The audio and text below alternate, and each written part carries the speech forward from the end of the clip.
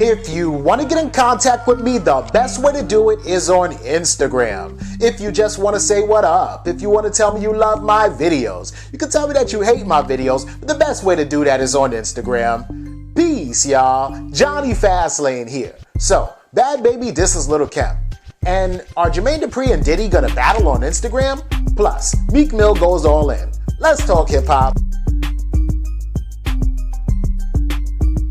Alright, so by now, I hope y'all know, well, I don't hope you know Bhad Bhabie, but I think that you know who Bhad Bhabie is, right? Cash Me Outside, girl. Cash Me Outside, how about that, right? Her real name is Danielle Bregoli, and she got famous for being on Dr. Phil and talking shit to Dr. Phil, her mom, and everybody in the audience when she was like, oh, y'all bitches in the audience as hoes. Catch me outside, how about that, right? Anyway, she became a rapper, but this was years ago, like back when she was 14, and now she's 17, right?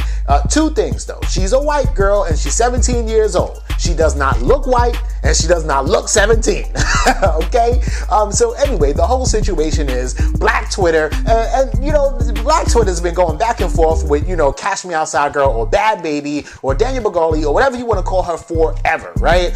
Basically saying that she's like the poster child for like cultural appropriation and that she's just trying to act black and talk black and even go as far as to looking like she's black, right? By wearing darker makeup or, you know, by, using different lighting when she does photo shoots and blah, blah, blah, blah, blah, right?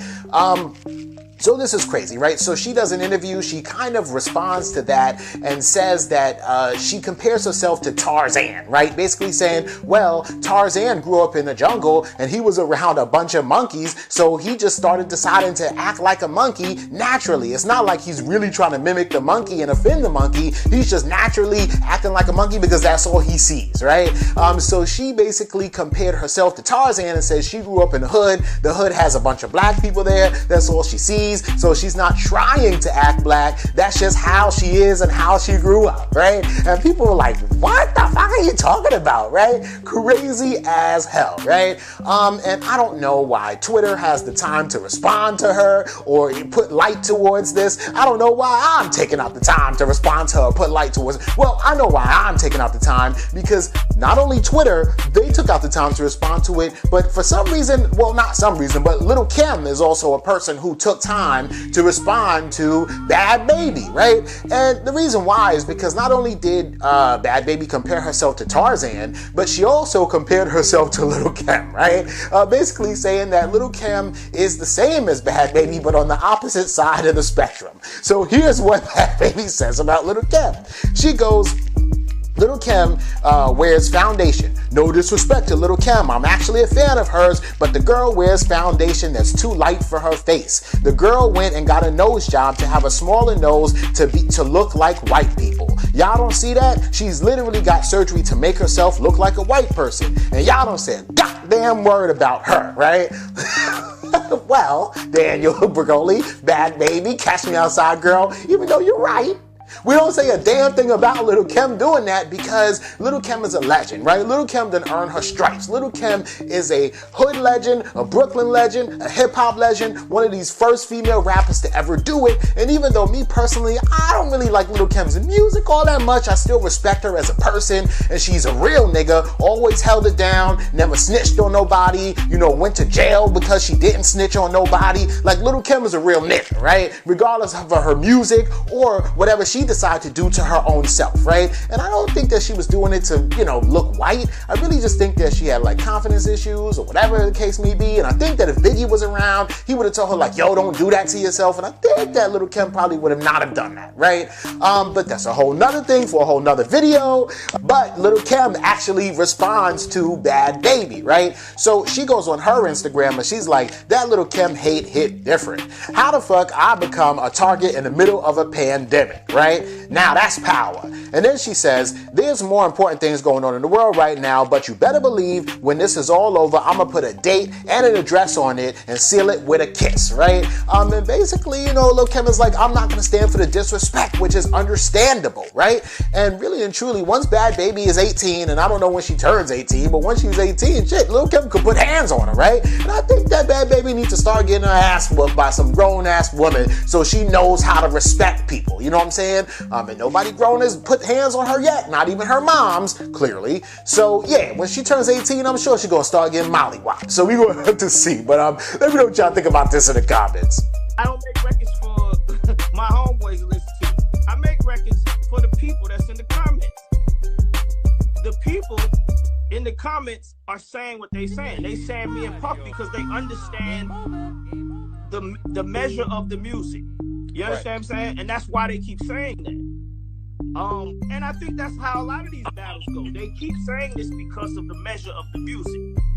Yeah, Faith, 112 total Mary J. Blige. That's just the name of few. That's all R&B. You know what I'm saying? So like, I think when y'all be talking, y'all be forgetting the artists that a lot of these people like myself and other people that we produce. I think that's what be happening. Okay. But hey, you know, let me say this, man. Like I said, I'm glad Puff came in here. I guess he answered a couple questions for you, and I answered my questions for you. This is what the people want. We want Yeah, to see 100%. you. So we're gonna make this happen. All right, so that's Jermaine Dupri talking to B-Dot, right? And this is crazy, right? Because Jermaine Dupri seems pretty aggressive, right? And he's like, listen, yo, I'm telling you right now, Fake 112, Mary J. Blige, that's just R&B right there. And the people want it. And I don't make music for my homeboys. I make music for the people in the comments. And the people want this battle right here, right? Crazy, right? I hear you, Jermaine Dupri. And here's the thing, JD is a legend. He's been in the game for like the last 20 years. I remember like being on the bus, you know, going to school or something with like headphones in my ears and like listening to like Jermaine Dupri and Jay-Z and everything, Money Ain't a Thing and all that, right? But all I'm saying though is that even though Jermaine Dupri has a whole lot of hits, right? He got Usher hits, he has like a lot of the Brat stuff, Criss Cross, Bow Wow, things like that, right? So he got hits, but if you go against Puffy, Puff Daddy, Diddy, Sean P. Diddy Combs, you are going to get washed. I'm just saying, right? So, I mean, Puffy has Biggie's whole catalog, right? One More Chance, right? He has Flavor in Your Ear, Craig Mack, the first album that the Lox did, If You Think I'm Jiggy. Puffy will kill him with More Money, More Problems alone, right? All about the Benjamins, like, I'll be every step I take, all of that, right? So what I'm saying right now is I don't think that anybody could go up against Puffy, right? 96, 97, 98, 99. Puffy, I don't think that anybody could go up against him. But Jermaine Dupri is probably one, maybe Jermaine Dupri and like Timbaland and Swiss Beats maybe like the only ones that maybe could like get close to Puffy, but he's still gonna kill him, right? All of them, right? But I would love to see a Jermaine Dupri versus Puffy battle, right?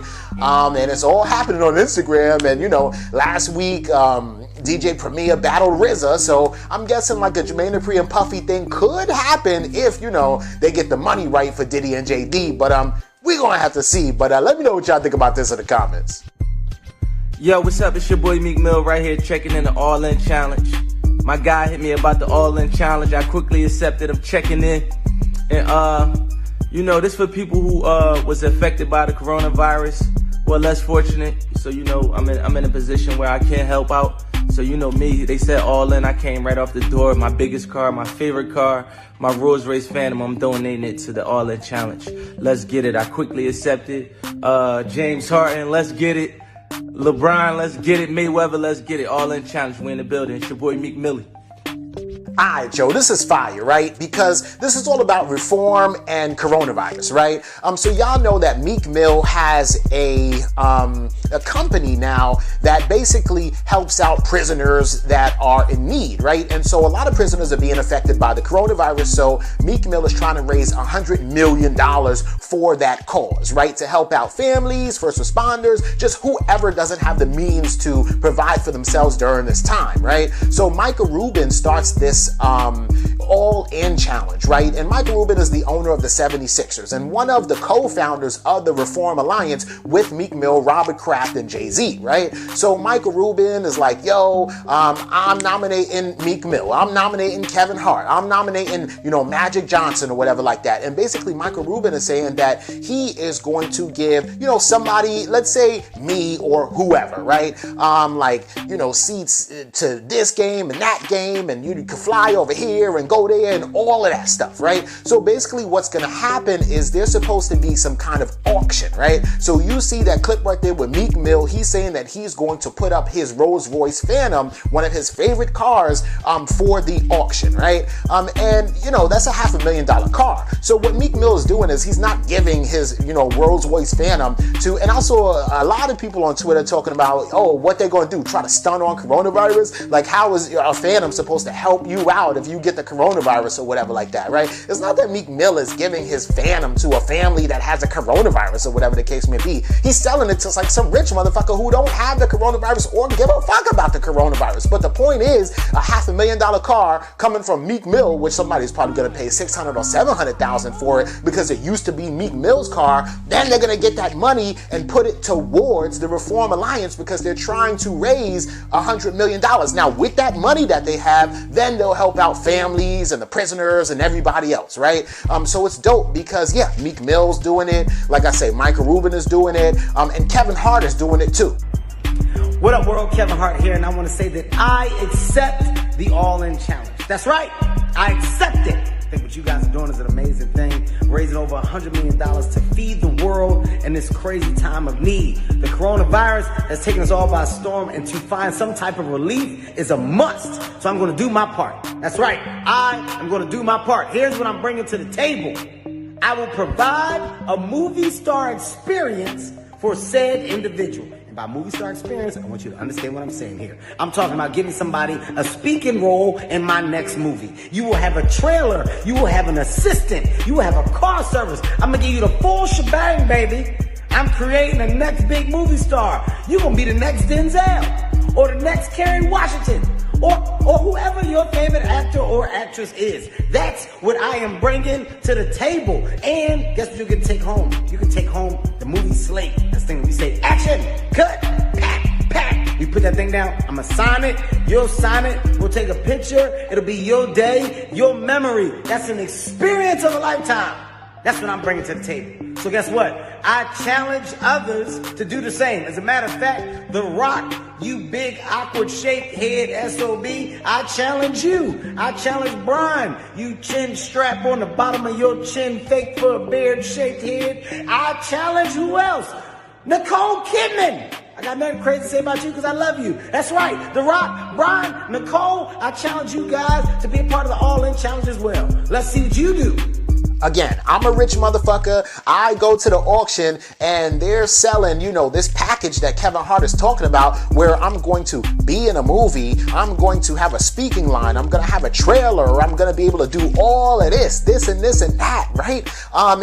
Let's say I pay $300,000 for it. That $300,000 that I'm paying for this beautiful movie star experience that Kevin Hart's going to give me goes into the pool of the $100,000 too that is going to help out the people for coronavirus. Right? Magic Johnson said that he's gonna have you sitting on the floor with him at a Lakers game, hanging out with him, going to the locker room, meeting the players and blah, blah, blah. You know, how much is that gonna cost? So basically whoever has any power to put you in a position like a movie, go to a game, give you a famous rapper giving you their car, they're gonna take all that money and they're gonna put it in that pool for the Reform Alliance so that they can really help out people who are struggling right now, right? I think that is a dope thing, and it's just fire to see like all these people who don't have to do shit for anybody really get together and do shit for people, right? But let me know what you think about this and everything else in the comments down below. Don't forget to like, comment, share, subscribe. Make sure you hit that notification bell. Follow me at Johnny Fastlane on Instagram, and y'all already know what to do.